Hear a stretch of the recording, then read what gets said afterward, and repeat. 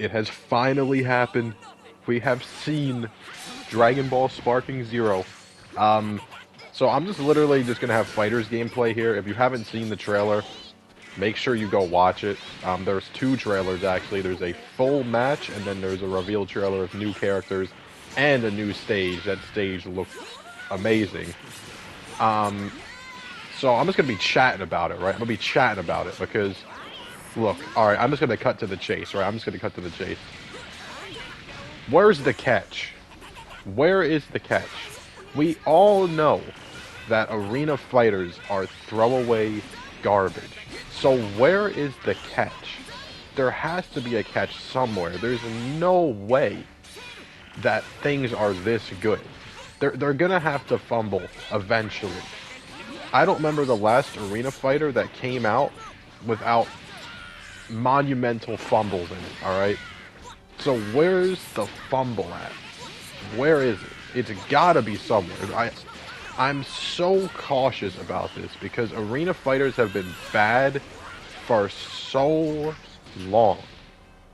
For so long. And today's trailer, today's live stream that they had was too perfect. It was scarily perfect. Number one, the gameplay looks amazing, right? And it looks like there's so many mechanics, which is really what made Budokai Tenkaichi 3 so good. That game is super complicated for an arena fighter. Like, there's so many things you can do in that game. And so far, from what we've seen, it looks like they're just adding on to that, and they're not really taking away stuff. What I will say is that movement seems easier. Now, this isn't necessarily a bad thing, but it is a bad thing at the same time, because if you don't know, Budokai Tenkaichi 3 has a competitive scene, and movement is a very big part of that scene. Movement in Sparking Zero looks way faster, which is cooler looking, but it doesn't look as clunky.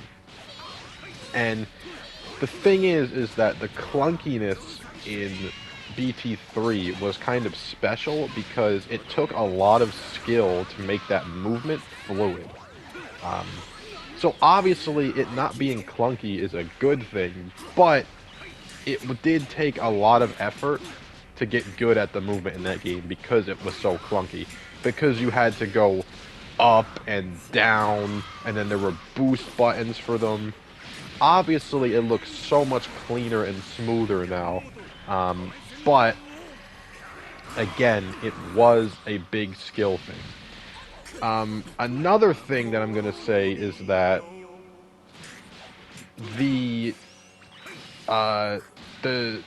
I don't know how to describe it. I guess the transitions between animations looks a little rough. Like when the intro animations end, you can kind of notice for a split second. It just looks weird. And same with the transformations. Even though the transformation animations themselves are probably the best transformation animations in a game ever, I would say. I mean, from what we've seen so far. The combat looked good. It looked good, but what I will say is that they haven't really shown too much to make a big judgment out on the combat. Is everybody fighting the exact same, or are all the characters going to fight differently?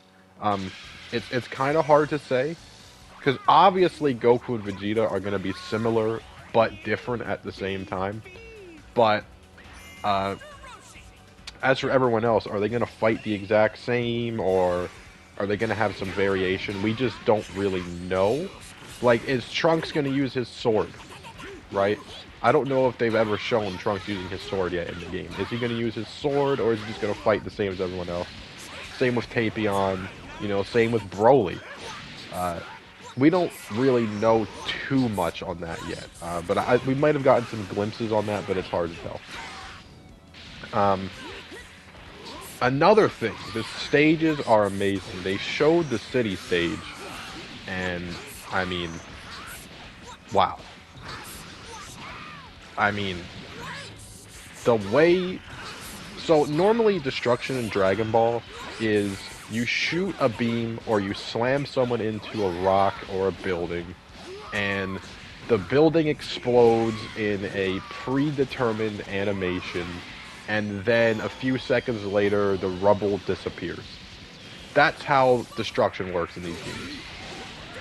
But it didn't look like that from what we saw, because I believe Topo throws somebody into a building in that trailer, and it kind of crumbles, like, sort of realistically where the opponent landed. Either the animation is very good on the building breaking, or the building breaks depending on where you hit it, which has not been done in a Dragon Ball game before. Normally it's just a predetermined animation every time, no matter where you hit it. But, I mean, the animation looks so good there that it looks like it's determined on where you hit it, and it's not just a predetermined animation every time. It is too early to say, obviously, because, I mean, we barely saw anything, but that is something that I noticed. Same with when Nappa does his ultimate and he kind of blows up the whole city. I mean, it just looked really good. It looks super good. Another thing that was really weird is Jice and Berter had a team attack. Now, I was not ready for that. Another thing that looked weird is that Super Broly and Kale get into, like, a grapple battle. It definitely looks like a cutscene. But I'm kind of confused on that, because does that mean, was that story mode? Because if that was story mode, then story mode is going to be what ifs? Or was that a special intro? They didn't say anything on that, but that was something we've never seen before. Kale and Broly get into, like, this grapple battle, and it looked like a cutscene. So I'm going to assume that it's from the story mode, but normally these games don't have a story mode that's just like a what if. Or it's not a story mode, it's a special intro, which would be crazy if this game has special intros. I mean, overall, there was so much in that trailer that I had no idea what was going on.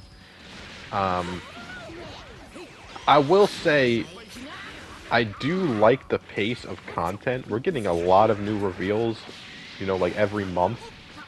But we need a release date soon, man. Maybe they don't even know the release date yet. I don't know. Maybe they're not even sure.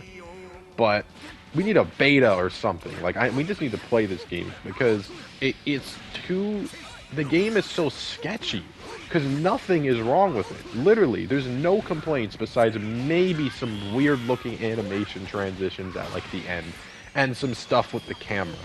But, I mean, when you have a game that moves that quickly, the camera is going to be janky. I'm sorry. I mean, it was like that in the old games. There's not much you can do when characters are moving that quickly. The game is literally, from what we've seen, I would say the game is the definition of perfect. I don't think you could literally change anything besides touch up some animations, maybe. So I'm just like, where is the catch? Because there's always been a catch with these games for the past, like, 10 to 15 years. I mean, they even incorporated the sky changing colors when you fully charge and max out your ki. They brought that from Raging Blast, and the music changes with it too. Like, everything is perfect. Even the new mechanics look perfect. Like, the new mechanics don't look dumb. They don't look like they're intruding on what the game is. They look like they fit perfectly into the game. So where is the catch? That's really what I'm wondering. And we're going to have to find out sooner, because I do think there is one. I don't think this game is going to be this perfect game. There's just no way. You understand the chances of that? Like, I don't want to be negative for no reason. But if you have been living in a cave, you have to understand how bad arena fighters have been the past, like, I don't know, 10 years maybe, 12 years, I don't know. Definitely since the PS4 generation, at least. They have not been great. Even the ones that people call good are light years behind what we had in, like, the PS2, you know? So, I really don't know. I really don't know. Let me know how you feel about this so far. And yeah, like, subscribe. And is it too good to be true, or are we really about to get an absolute classic game? Let me know. Peace.